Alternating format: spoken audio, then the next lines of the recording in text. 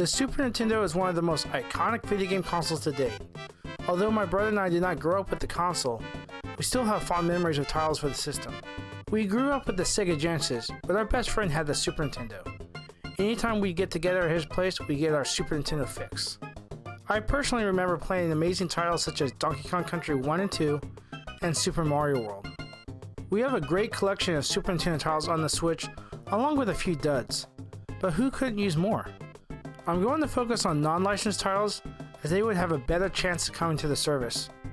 With that said, here's a list of the top 10 titles I'd like to see come to the Nintendo Switch Online. Number 10. Nosferatu. The first game on our list is Nosferatu, a horror-themed action platform game published by Sega. The game was released for the Super Nintendo in North America in 1995. You play the role of a man named Kyle. You ride to Nosferatu's castle to defeat him and save your girlfriend, Erin. The game's gameplay style is reminiscent of the classic Prince of Persia games. The game is slow. You'll have to take your time as you navigate the game, attack enemies, and avoid traps laid out in the castle. You'll come across various monsters, zombies, gargoyles, and ghosts. I didn't grow up with the game. However, despite the game's difficult nature, it offers a unique experience. Horror games were not commonplace at the time, so I feel that it's worth checking out a game like this before the genre was really established with games like Resident Evil or Silent Hill.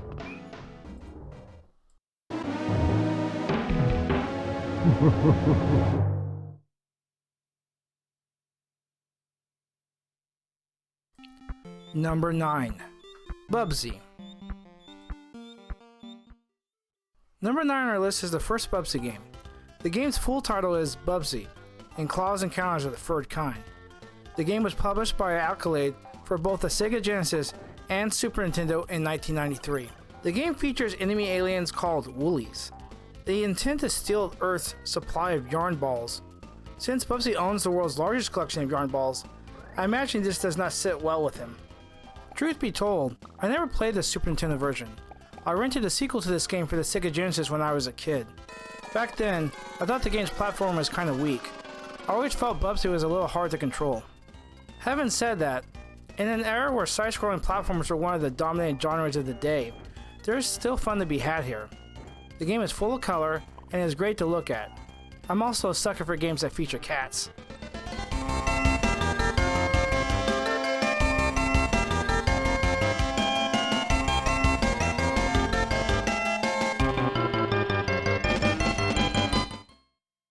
Number 8. Clay Fighter. Number 8 on our list is Clay Fighter, a fighting game published by Interplay for the Super Nintendo in 1993. The game was ported to the Sega Genesis a year later. Now, the game is not a great fighting game. I wouldn't even say it is a good fighting game. Where it fails as a fighter, it makes up with charm and humor. The characters are just so appealing and over the top, it is truly something to behold. Speaking of silliness and charm, let's briefly talk about the story. A meteor made of clay crash lands on an American circus. The goo from the meteor transforms all the circus inhabitants into bizarre creatures with superpowers. The guys who came up with this story were sure high on something. The game's character sprites were rendered from clay animated figures. There are only 8 playable characters in the first entry in the series, but I believe it is still worth checking out. Let's bring it to the Nintendo Switch Online service. Mr. Frosty wins the battle. I'm bad, I'm cool, I know I'm cool. Number 7. Cybernader. Number 7 on our list is Cybernader, a 2D mecha action game developed by Messiah. It was published by Konami and released for the Super Nintendo in North America in 1993. The game is known originally as Assault Suits Valken in Japan, and it serves as a prequel to the original game in the series, Target Earth. You take the role of Jake Brain, who operates a mech. The game takes place in the future, a time when Earth's fossil fuels have begun to dwindle. Hopefully a future we can avoid in real life. There is a war taking place all over the Earth for the remaining resources. Not the most upbeat plot for a video game. I played the game for a little bit, and it is pretty challenging. I think I made it to the 3rd stage or so. It got pretty solid reviews back in the day, and I think it would be welcome on the Nintendo Switch Online. Number 6. Pac-Attack. Number 6 on our list is Pac-Attack, a puzzle game featuring the old icon himself, Pac-Man. The game was both published and developed by Namco for both the Super Nintendo and Sega Genesis in 1993. In the game's main mode, Pac-Attack, formations of blocks and ghosts drop down on a vertical-oriented playfield. Blocks can be destroyed by matching them in horizontal rows similar to Tetris. You destroy the ghosts by eating them with Pac-Man. A Pac-Man periodically drops down to munch on them. The goal is of course to rack up a high score. Simple enough. There is also a separate puzzle mode. I played this the most as a kid. You have preset puzzles where you are given a number of turns to try and clear. There are 100 in all, and a password system so you can come back and continue where you left off. I don't play a lot of puzzle games, but this one really left an impression on me as a kid. I would like to see it on the Switch too.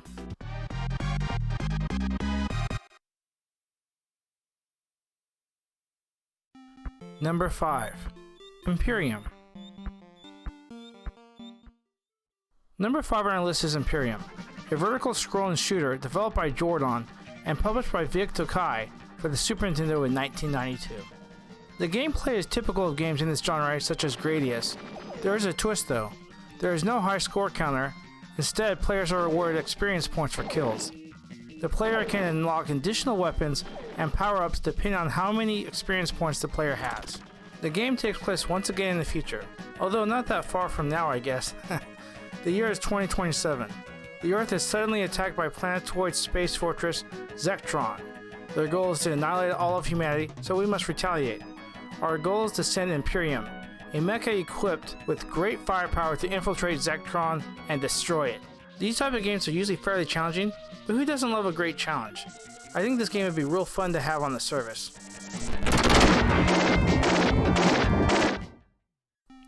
Number 4. Battletoads and Battlemaniacs.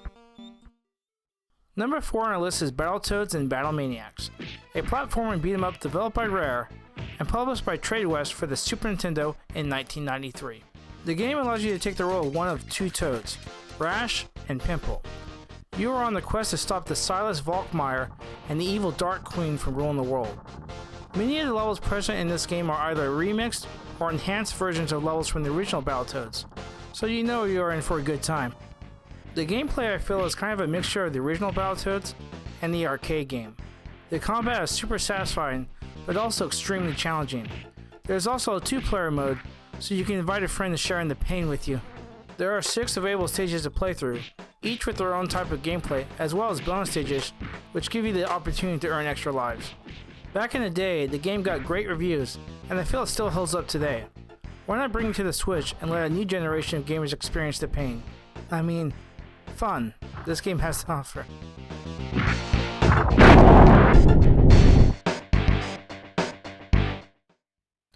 Number 3. Arrow the Acrobat.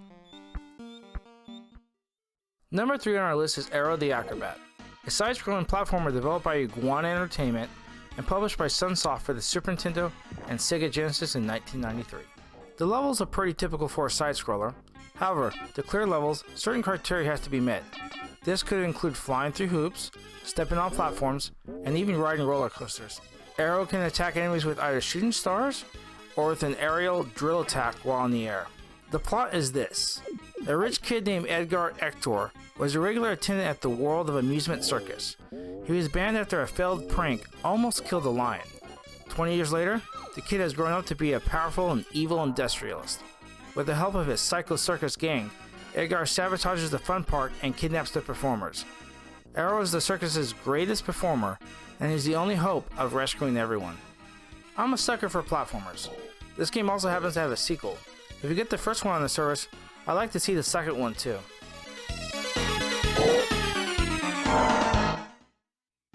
Number 2. The Final Fight Trilogy.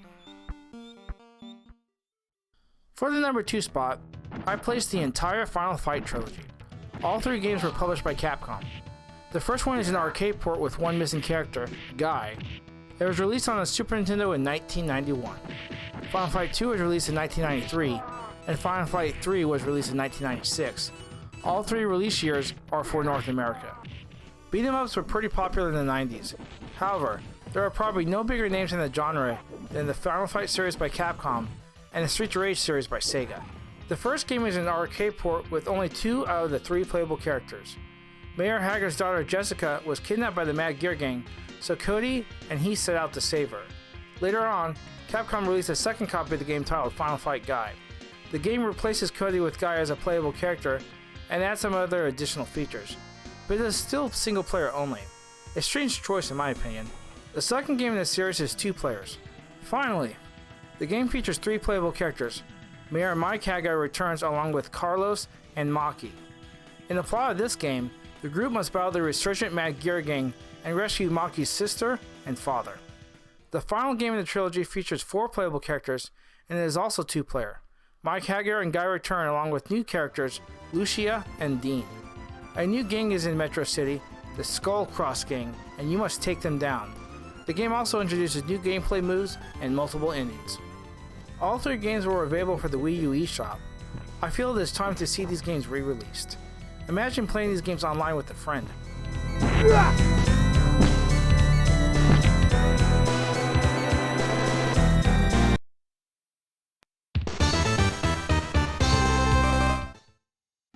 Number 1. Super Mario RPG.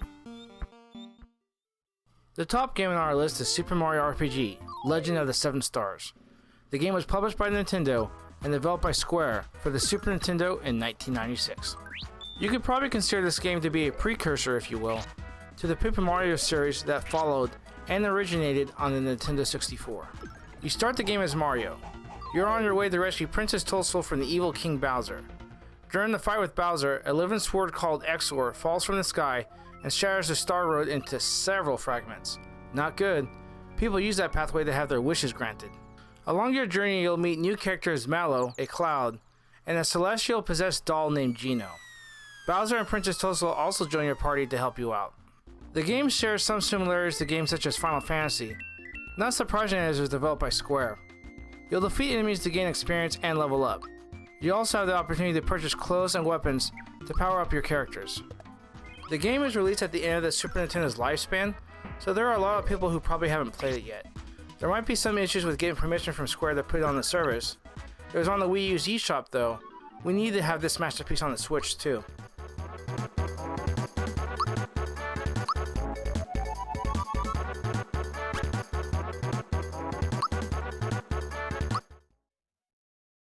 Hey guys, thanks so much for watching this video. Please consider dropping a like, subscribing to the channel, or leaving a comment down below. That greatly helps me out. Also, don't forget to hit that notification bell if you want to be alerted on future videos coming out. See you in the next video. Take care.